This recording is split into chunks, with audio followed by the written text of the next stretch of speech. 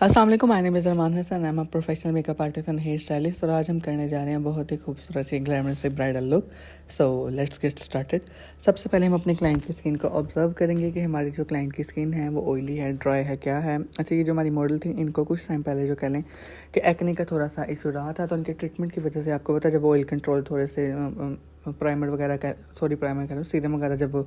इस्तेमाल किया जाता है उसकी वजह से इनकी जो स्किन थी वो बहुत ज़्यादा ड्राई हुई हुई थी।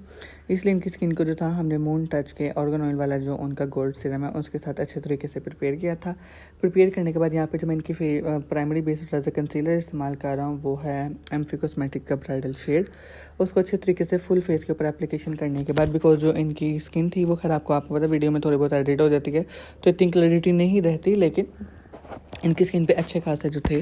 वो रेड एक्ने के मार्क्स थे, तो इसलिए उनको प्रॉपर कवरेज देने के लिए हम लोग इसको कवर करेंगे। उसके बाद यहाँ पे जो है मेरी जो एक फेयर टोन में जो बेस है जो कि ग्लोइट नाम से एक कंपनी है उसकी है, जो कि मेरे पास आए थे एज अ कह लें कि फीडबैक के लिए कह लें या उसके यूज़ के लिए मुझे किसी ने रेकमेंड की थी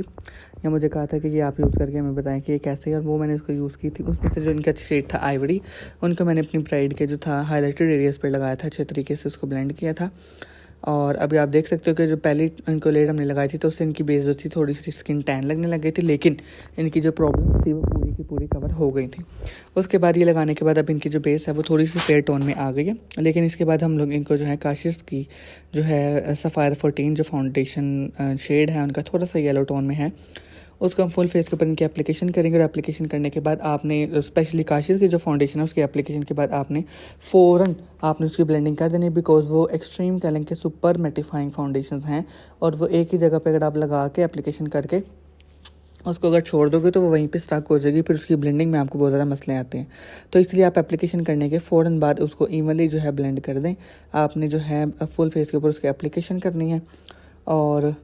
अच्छे तरीके से ब्लेंडिंग करने किसी भी एक स्पेसिफिक एरिया पे। समटाइम ऐसा होता है कि अंडर आई पे और नोस्ट्रल एरिया की जो नोज़ की साइड्स है ना, वहाँ से जो आपकी फाउंडेशन है वो अच्छे तरीके से ब्लेंड नहीं हुई होती, तो इसलिए आपने इस चीज़ का माइंड रखना है कि इन एरियाज़ पर जो है अच्छे तरीके से आपने एप्लीकेशन करनी है। रही बात नेक की बेस की, तो नेक की बेस जो आपको मैंने लाइक प्रीवियस ट्यूटोरियल में भी बताया था कि वो मेरी असिस्टेंट्स वगैरह बनाती हैं, इसलिए आपको इस ट्यूटोरियल में खैर नेक की बेस नहीं मिलेगी। वो जो ब्रश के बस 2 स्ट्रोक्स लगे हुए हैं वो भी फाउंडेशन थी तो वो मैंने लगा दी थी, बाकी नेक की जो बेस थी वो हमारी असिस्टेंट्स ही करती हैं। अच्छा, यहाँ पे जो है मैंने पिंक कलर की जो है मेडोरा के लिपस्टिक का शेड है, fresh pink colour creamy form में जो था वो मैंने इनकी चीक्स के ऊपर उसकी एप्लीकेशन करने के बाद एज अ लिक्विड या क्रीमी ब्लशर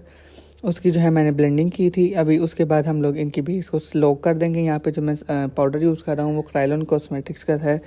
क्रायोलन ब्रांड का है TL3। उससे अच्छे तरीके से इनकी जो बेस है फुल फेस के ऊपर बेकिंग करते हुए हम लोग फाउंडेशन को लॉक करवा देंगे। जितना हमारी स्किन को रिक्वायर्ड होगा, फाउंडेशन को रिक्वायर्ड होगा, वो एब्जॉर्ब कर लेगी। बाकी जो रिमेनिंग होगा उसको हम लोग 1 से 2 मिनट के बाद डस्ट ऑफ कर देते हैं।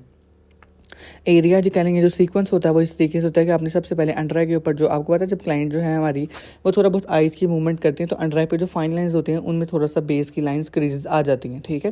तो इसलिए आपने सबसे पहले अंडर आई को ब्यूटी ब्लेंडर से टैप करने के बाद उस वहाँ से जो है आपने फाउंडेशन को लो करना स्टार्ट करना है और उसके बाद आपने फुल फेस के ऊपर उसको ले जाना है। जितना रिक्वायर्ड था आपकी स्किन को वो एब्जॉर्ब कर लेगी, बाकी जो रिमेनिंग होगा उसको हम लोग डस्ट ऑफ कर देंगे। अभी आप ये चीज़ नोट करिएगा कि जब हम इसको डस्ट ऑफ करेंगे तो हमें प्रॉपर एक स्मूथ जो है कैनवस मिल जाएगा, एक सरफेस आ जाएगी हमारे पास क्लियर अपनी नेक्स्ट प्रोसीजर कह लेंगे नेक्स्ट वर्किंग करने के लिए।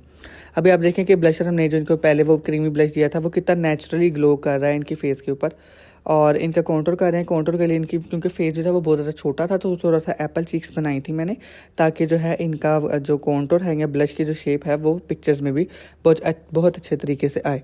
नोज़ की साइड्स को कॉन्टूर करेंगे। नोज़ कॉन्टूर करने के बाद अब हम लोग इसकी जो है ब्लेंडिंग करते हैं, बिकॉज जो प्रोडक्ट डस्ट ऑफ हो रहा होता है ब्लेंडिंग करने के दौरान उसको है हम लोग एक्स्ट्रा जो है कह लें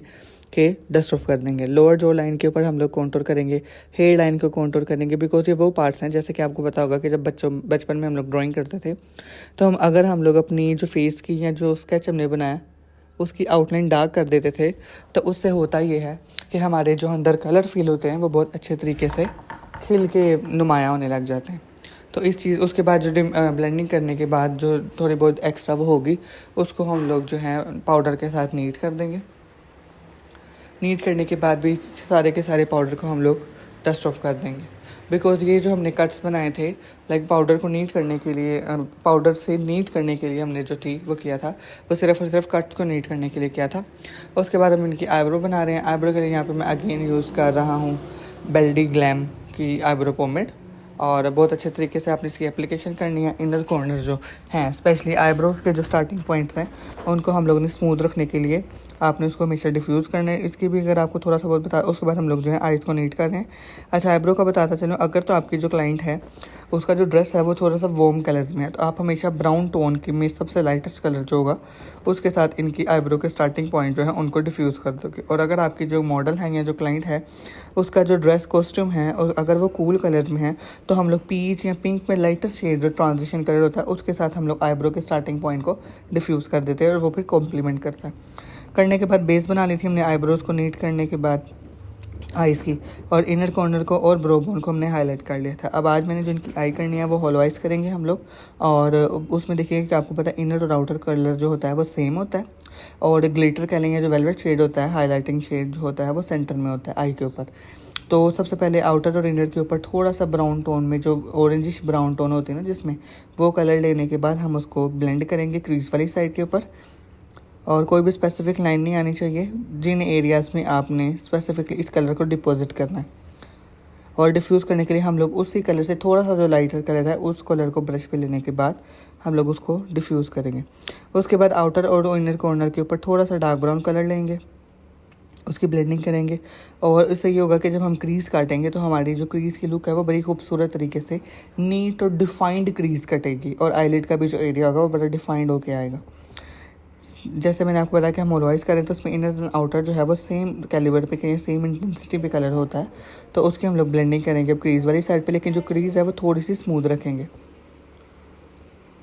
अब ये हम लोग बेस का एंगल ब्रश जो होता है हमारा बेस वाला, उसके साथ हम लोग इनके आईलिड के एरिया को, या कह लें आप सेंटर ऑफ द लिड को जो है हम लोग नीट कर रहे हैं। और ये जो बेस की साइड्स होंगी उसको आपने हाथ के साथ फ़ौरनली ब्लेंड कर देना है, बिकॉज अगर ये आपको पता है, मैंने बताया कि जो काशी की बेस है एक बार लग जाए तो ये स्टक हो जाते हैं उस पर। अगर आप इसको इनिशियल स्टेज के ऊपर ही नहीं ब्लेंड करेंगे तो ये वहीं पे ही स्टक हो जाएगी। ये करने के बाद, दोनों आई के ऊपर करने के बाद, अब मैं यहाँ पे जो इंटरफेरेंस यूज़ कर रहा हूँ वो ओपेरा कॉस्मेटिक का मैजिक फ्लाई हाइलाइटर्स जो हैं उनमें से जो है डाल गोल्ड कलर इनके मैं आईलिड के ऊपर लगा रहा हूँ सेंटर में। और अब हम लोग लाइनर का एज बनाएंगे, विंग लाइनर की एक शेप देंगे, लेकिन बहुत ज़्यादा एक्सट्रीम पे नहीं जाएंगे, बहुत ज़्यादा नहीं विंग निकालेंगे, लेकिन थोड़ा सा आई की शेप को जो कॉम्प्लीमेंट करेगा वो वाला विंग आई लाइनर इनकी उस पर लगाएंगे, आईज के ऊपर लगाएंगे। अभी आप ये देखेंगे जब आइज़ बंद है, अभी के ग्लिटर नहीं आया इस स्टेज पे, ग्लिटर एंड पे आएगा, लेकिन देखिएगा कि अभी इनर कॉर्नर बनाने के बाद, अंडर आई करने के बाद जब ग्लिटर की बारी आएगी तो आंख में कितनी नफासत और नीटनेस के साथ खूबसूरती का एलिमेंट ऐड हो जाएगा। इनर कॉर्नर बनाएंगे हम लोग, अब वो ऐसे इनर कॉर्नर बनाएंगे जो कि आइज़ की शेप को इन्हेंस करवाएंगे और कॉम्प्लीमेंट करेंगे। यहाँ पे जो मैं इनर कॉर्नर के लिए प्रोडक्ट यूज़ कर रहा हूँ वो स्वीट टच का जेल आईलाइनर है, बिकॉज़ ये वक्ती तौर पे जो है मेरा एक बड़ा अच्छा, और कह लें कि रिकमेंडेशन में नंबर 1 पे आता है। अगर हम इससे भी ऊपर जाएं तो जो है इनग्लोड का जेल आईलाइनर है वो ब्रिलियंट है, वो बहुत अच्छा रिजल्ट है उसका। अंडर आई बनाएंगे, अंडर आई भी जो है चाहिए, जो मेरी ब्राइड थी इनकी अंडर आई पे थोड़ी सी फाइन लाइन्स थी, तो उसको मैंने अगेन ब्राउन कलर के बाद येलो कलर का रिफ्यूज़ किया था। और इनकी आइज़ में नीटनेस और एक नफासत खूबसूरती वाला एलिमेंट लाने के लिए मैंने यहाँ पे स्वीट फेस का जो जेल वो है ग्लिटर लाइनर है, उसमें थोड़ा सा शैम्पेन टाइप जो कलर था उसके साथ मैंने इनके अंडर आई को इन्हेंस करवाने के लिए ग्लिटर लाइनर की लाइन्स दी थी। उसके बाद हम लोग ग्लिटर ऐड करेंगे। ग्लिटर के लिए यहाँ पे मैंने वाइपरा ब्रांड का शेड यूज़ किया है, नंबर है 05, और उसको एप्लीकेशन को फिक्स करवाने के लिए सबसे पहले क्रायलॉन ब्रांड का जो सीलर है उसकी जो है ब्लेंडिंग करेंगे आइज़ के ऊपर। और अब हम लोग जो है वाइपरा का ग्लिटर लगा रहे हैं इनको सेंटर ऑफ द आई पे।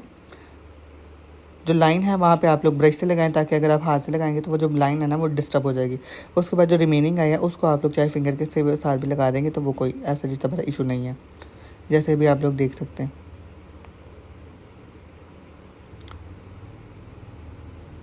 अच्छे तरीके से ग्लिटर्स को जो है ब्रश की हेल्प से या फिंगर की हेल्प से अच्छे तरीके से प्रेस कर दें। जितना सीलर ने अब वो उसको फिक्स करवाना होगा वो फिक्स करवा देगा, बाकी जो होगा उसको हम लोग खुद ही डस्ट ऑफ कर देते हैं फ़ैन ब्रश के साथ। अगर हम खुद वो ना करें तो जब हमारी ब्राइड या जो मॉडल है जब वो उसको वो करती हैं, क्या कहते हैं उसको, आइज़ को मूव करती हैं, तो वो सारा का सारा डस्ट ऑफ होकर आई लैशेज़ पे आ रहा होता है। अब आ रही थी आई लैशेज़ की, आई लैशेज़ लगाने के बाद हम लोग फाइनल टचअप्स कर रहे हैं और इसमें ब्लशर वगैरह, क्योंकि देखिए इनिशियल स्टेज पे ब्लशर थोड़ा सा ज़्यादा ही लगाया जाता है, बिकॉज जैसे जैसे वक्त गुजरता है तो मेकअप जब स्किन में एब्जॉर्ब होता है तो उसके बाद वो थोड़ा सा लाइट हो जाता है, तो इसलिए हमें एडियन ये कहने कॉन्टूर ब्लश या हाईलाइटर को दोबारा से रीटच करने की ज़रूरत पड़ती है।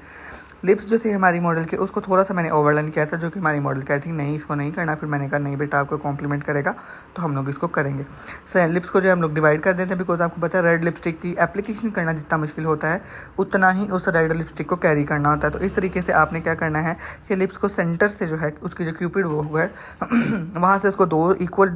एरियाज़ में जो है आपने उसको डिवाइड करना है। और अगर आप ये नहीं करें तो समटाइम अगर आपका क्यूपिड वो राइट लेफ्ट को अगर खिसक गया ना बनाते हुए शेप देते हुए, तो देखने में थर्ड पर्सन जब देखता है आपके मेकअप को तो वैसे लगता है कि लम्हा फड़े कि इसको कोई लकवा बच गया है बेचारी को, कि उसका ना मुँह टेढ़ा हो गया, लिप्स की शेप पूरी टेढ़ी हो जाती है ना, मुँह टेढ़ा लगने लग जाता है। तो इसलिए आपने सेंटर से पहले इसको जो है इवनली ब्लेंड करना। उसके बाद हम लोग यहाँ पे जो है क्रायोलन कह रहा हूँ क्रिस्टीन ब्रांड का जो है लिक्विड फिक्सर लिक्विड लिपस्टिक जो है उनकी उसका शेड है CN60, उसके साथ जो है हम इसको फिक्स करवा रहे हैं लिपस्टिक का। बिकॉज आपको पता है जो ब्राइड होती है उन्होंने ज़रा नोज रिंग पहननी होती है, तो अगर हम लोग खाली लिपस्टिक के ऊपर डिलाइड नहीं कर सकते, रीज़न ये है कि वो नोज रिंग जब उनके लिप्स को लगेगी तो वो जगह जगह उनकी लिपस्टिक फैल जाएगी, और आपको पता है रेड कलर जब बेस के ऊपर लगेगा वो पूरी इनकी जो स्किन है बेस है उसको स्पेसिफिक एरिया से पिंक कर देगा। और ये थी हमारी फाइनल लुक। कैसा लगा आपको कमेंट में ज़रूर बताइएगा। अल्लाह हाफ़िज़।